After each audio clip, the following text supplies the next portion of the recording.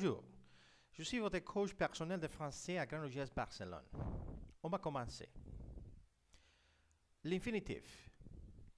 L'infinitif exprime une idée d'action ou d'état sans indication de personne ni de nombre, sans relation à un sujet. C'est un mode impersonnel. L'infinitif s'emploie tantôt comme un verbe, tantôt comme un homme. Les temps de l'infinitif.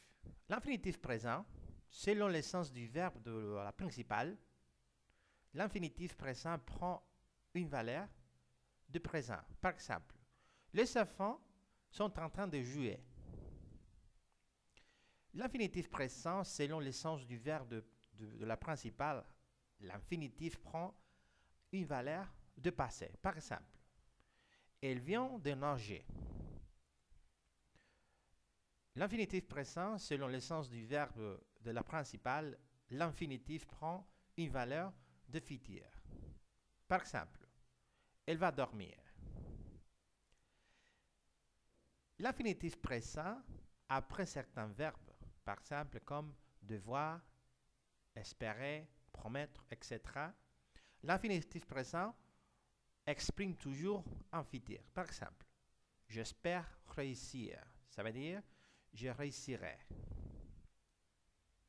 L'infinitif passé, quel que ce soit le verbe de la principale, l'infinitif passé a la valeur d'un passé. Par exemple, je pense avoir atteint mon objectif. Ça veut dire que j'ai atteint mon objectif. Infinitif passé, par exemple, je pensais avoir atteint mon objectif. Ça veut dire je pensais que j'avais atteint mon objectif. Je souhaite avoir atteint mon objectif en décembre. Ça veut dire je souhaite que j'aurai atteint mon objectif en décembre.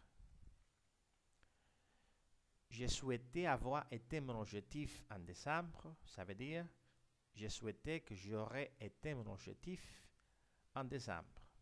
Après certains verbes, espérer, souhaiter, etc., l'infinitif passé a la valeur d'un futur antérieur et permet d'alléger la structure de la phrase. Maintenant, on a fini. Je vous remercie de m'écouter. Je suis votre coach personnel de français à Granollers Barcelone. Vous pouvez me suivre sur le site www.aprendamosfacil.com. Bientôt, à tout à l'heure.